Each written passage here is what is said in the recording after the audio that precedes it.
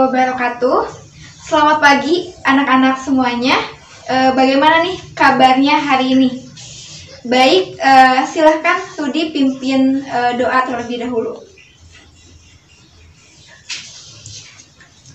Baik anak-anak semuanya, alhamdulillah pada hari ini kita bisa bertatap muka secara langsung dan dalam keadaan sehat walafiat. Dan mudah-mudahan kita semua dalam lindungan Allah Subhanahu wa Ta'ala. Amin ya Rabbal Alamin. Nah, untuk memulai pembelajaran pada pagi ini, kita akan melakukan ice breaking terlebih dahulu, biar kita lebih relax gitu. Nah, boleh anak-anak berdiri terlebih dahulu, tangannya dikepal di depan, dan ikuti ibu. Nah, udah siap ya? 1, 2, 3. Pelan-pelan dulu. Nah, terus agak cepat. Nah, semakin cepat. Nah, terus. Oke, tepuk tangan semuanya.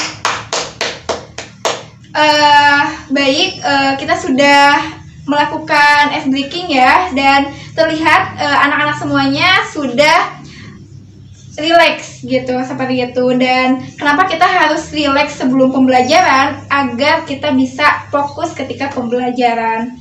Hari ini kita akan membahas tentang masalah ekonomi dan sistem ekonomi. Masalah pokok ekonomi, yaitu ada masalah yang dari ekonomi aliran klasik. Masalah pokok aliran klasik yaitu menyangkut 3 hal. Ada produksi, konsumsi, dan distribusi. Nah, produksi yaitu yang menyangkut masalah usaha atau kegiatan mencipta atau menambah kegunaan suatu benda. Selanjutnya yaitu konsumsi yang menyangkut kegiatan menghabiskan atau mengurangi kegunaan suatu benda. Selanjutnya ada distribusi yang menyangkut kegiatan menyalurkan barang dari produsen kepada konsumen. Nah, yang selanjutnya yaitu permasalahan pokok ekonomi aliran modern. Nah, apa sih yang dimaksud dengan pokok aliran modern? Nah, selanjutnya ada poin permasalahan pokok ekonomi aliran modern. Jadi pada masa era ekonomi modern, Paul A. Samuelson, seorang ahli ekonomi dari Amerika Serikat, mengemukakan yaitu ada 3 permasalahan yang dihadapi dalam perekonomian, yaitu yang berkaitan dengan pertanyaan apa, bagaimana, dan untuk siapa barang diproduksi. Nah, di sini ada 3 pokok permasalahan yang tadi sudah Ibu sebutkan. Yang pertama itu ada what atau apa dan juga berapa. Nah, pertanyaan apa dan berapa mewakili pertanyaan-pertanyaan yang dibutuhkan dalam memenuhi kebutuhan seperti komoditas apa yang harus diproduksi dan berapa banyak komoditas tersebut diproduksi. Nah, jadi permasalahannya adalah jenis dan jumlah produksi yang harus dihasilkan. Selanjutnya ada how atau artinya bagaimana. Bagaimana komoditas tersebut diproduksi menjadi masalah berikutnya yang harus dipertimbangkan. Nah, dalam hal ini harus dipertimbangkan pelakunya dan faktor-faktor produksi dan juga teknik apa yang harus digunakan. Nah, selanjutnya juga ada for whom, yaitu untuk siapa. Nah, pertanyaan selanjutnya yang menjadi pertimbangan adalah untuk siapa suatu produksi itu dihasilkan. Nah, yang nantinya akan memperoleh manfaat dengan adanya produksi tersebut, termasuk pelaku produksi tersebut gitu ya. Mudah-mudahan anak-anak bisa pahami tentang apa sih yang menjadi permasalahannya. Nah, selanjutnya kita akan membahas tentang sistem ekonomi. Seperti apa sih sistem ekonominya? Nah, kita berbicara tentang pengertian terlebih dahulu. Yang menjadi sistem ekonomi adalah suatu cara untuk mengatur dan mengorganisasi segala aktivitas ekonomi dalam masyarakat, baik yang dilakukan oleh pemerintah atau swasta berdasarkan prinsip tertentu dalam rangka mencapai kemakmuran atau kesejahteraan. Yang kedua, kita harus tahu juga bahwa di Indonesia ada sistem ekonomi tradisional. Nah, sistem ekonomi tradisional adalah suatu sistem ekonomi di mana organisasi kehidupan ekonomi dijalankan menurut kebiasaan gitu ya. Mungkin anak-anak semua udah tahu gitu ya, kayak banyak penjual-penjual di sekitar rumah ataupun mungkin yang melakukan kegiatan yang memang ada di lingkungan kita sendiri gitu. Nah, kita harus tahu juga apa sih yang menjadi ciri-cirinya. Yang pertama itu belum adanya pembagian kerja yang jelas. Selanjutnya, ketergantungan pada sektor pertanian atau agraris. Nah, selanjutnya juga ikatan tradisi bersifat kekeluargaan sehingga kurang dinamis.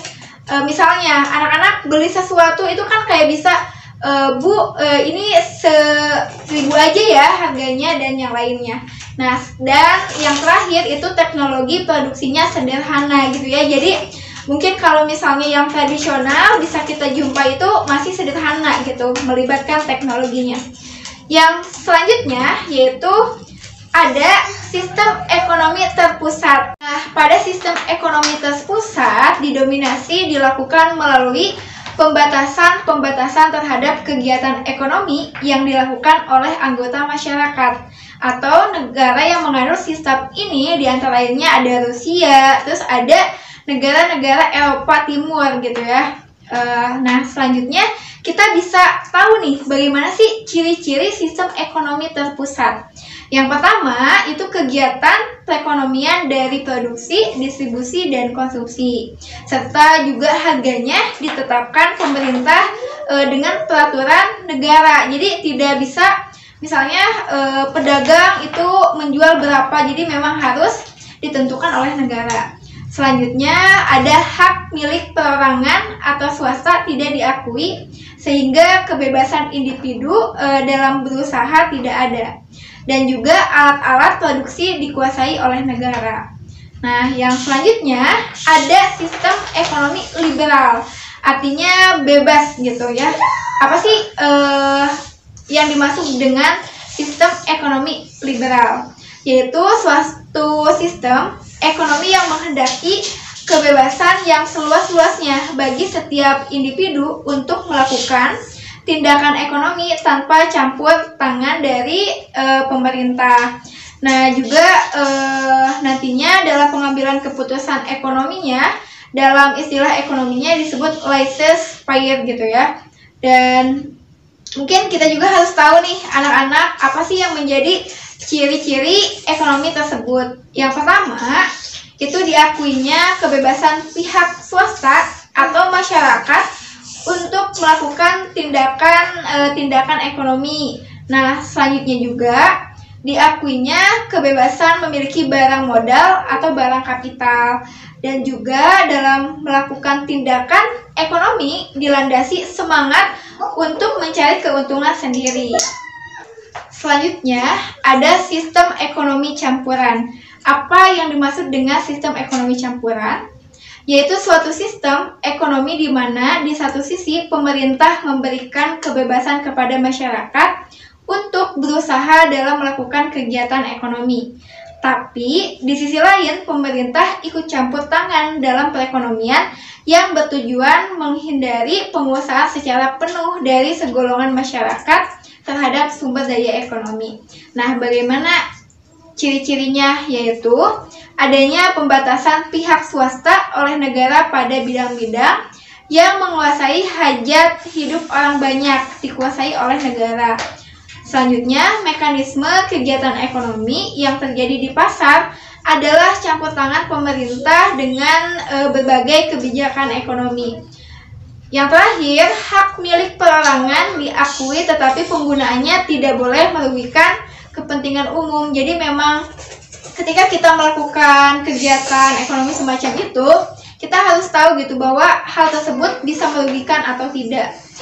Selanjutnya ada sistem ekonomi Pancasila, yaitu sistem ekonomi Pancasila salah satu tata ekonomi yang dijiwai oleh ideologi Pancasila, yang di dalamnya terkandung makna demokrasi ekonomi yaitu kegiatan ekonomi yang dilakukan berdasarkan usaha bersama, berdasarkan kekeluargaan dan kegotong royongan dari, oleh, dan untuk masyarakat di bawah pimpinan dan penguasa pemerintah.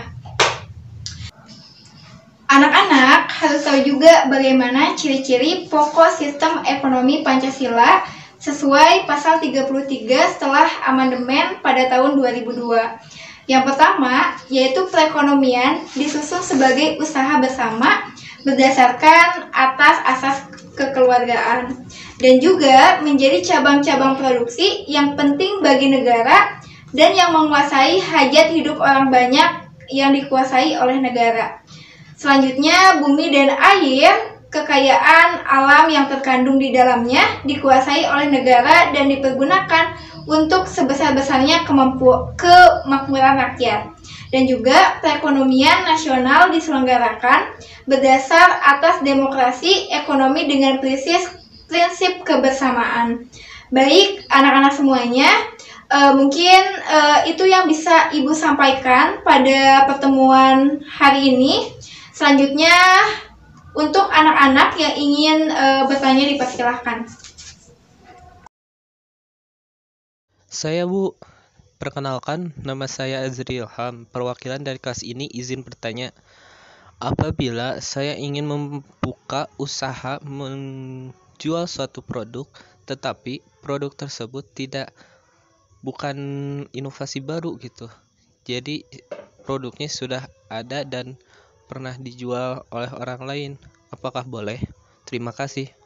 Baik, terima kasih kepada Ajri yang sudah bertanya. Ibu akan coba jawab pertanyaannya. Jadi kalau misalnya kita memproduksi sebuah usaha gitu ya, dan usahanya itu usaha yang tidak baru. Nah, sebenarnya tidak apa-apa. Kenapa? Karena yang laku di pasaran saat ini tuh tidak selalu usaha yang ada inovasinya tuh saat ini. Jadi kalau misalnya dulu kita gunakan inovasi, misalnya Ajri itu membuat lidri gitu ya. Terus lidrinya itu kan udah ada pada zaman dulu gitu ya, maksudnya udah lama ada. Nah, kita tinggal aja misalnya pakai selai, terus meses, kan itu jadi sesuatu hal yang menarik gitu ya untuk dijual di pasaran. Mungkin jawabannya seperti itu, Ajri. Oke, baik anak-anak. Alhamdulillah pertemuan kali ini sudah selesai dan juga tadi sudah terlihat antusiasnya dalam proses pembelajaran. Juga ada yang bertanya.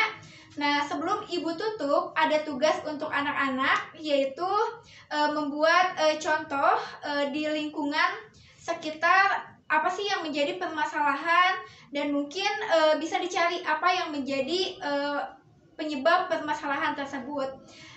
Cukup sekian dari Ibu. Terima kasih. Wassalamualaikum warahmatullahi wabarakatuh. Semangat terus anak-anak semua.